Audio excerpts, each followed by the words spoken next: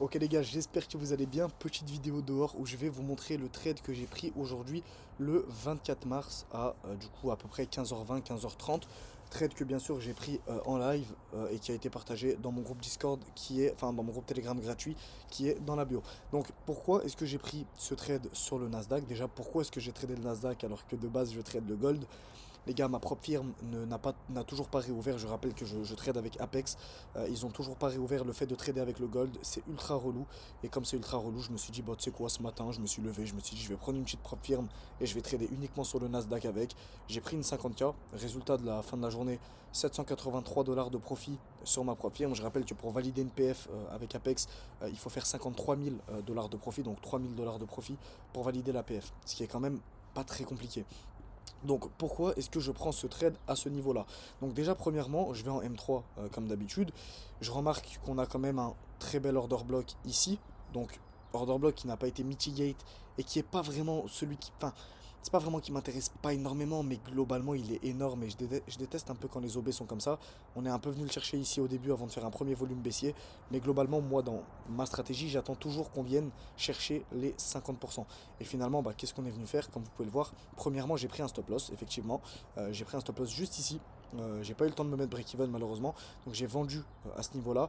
Le marché il est venu me chercher ici et finalement il m'a fait sortir. Donc première perte ou qui est une perte complètement maîtrisée puisque mon stop loss c'était maîtrisé, hein. Je m'attendais à ce que je perde 300 dollars à peu près si je prends un SL. J'ai pris un SL, j'ai perdu 300-350 dollars, c'est ok. Je m'autorise un deuxième trade parce que je savais que la vente j'allais l'avoir. Pourquoi est-ce que je savais que la vente j'allais l'avoir? Il y avait sur mon order flow, sur Bookmap, des très belles absorptions, il y avait du très bon volume, on avait une pool de liquidité un petit peu plus haute qui était très intéressante. Et finalement, bah, qu'est-ce que je fais pendant le live, hein? C'est 5 minutes après, même pas, 2 minutes après. Le marché me stop loss ici.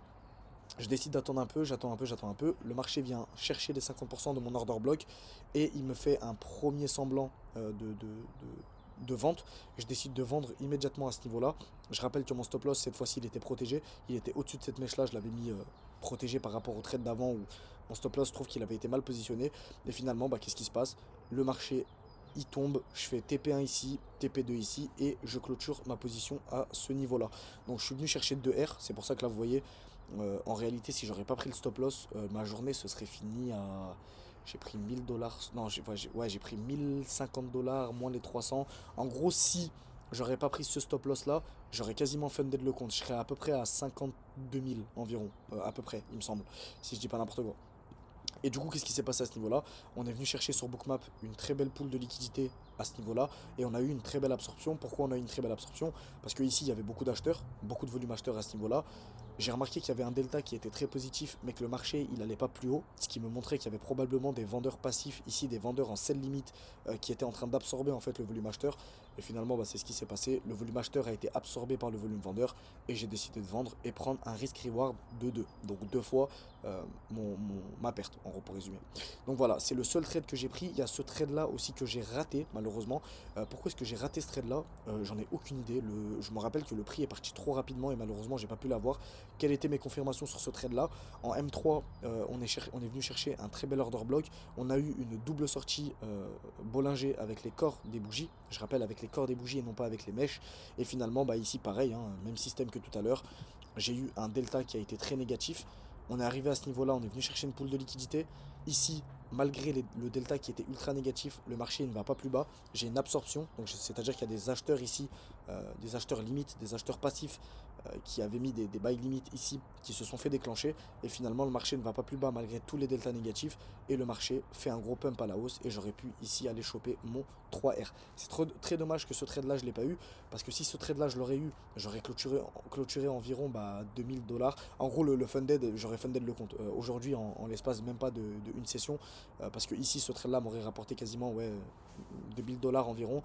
Puisque c'est un 3R. Celui-là m'aurait. Bon, ça dépend de mon stop loss. Mais ici, il m'aurait apporté. Ici, j'aurais perdu donc 400 dollars. Et ici, j'aurais gagné à peu près 1000 dollars. Donc, mon funded aujourd'hui aurait été good. Euh, je commence aussi à pas mal trader les divergences CFD. C'est un pote à moi qui m'en a parlé, ça marche ultra bien.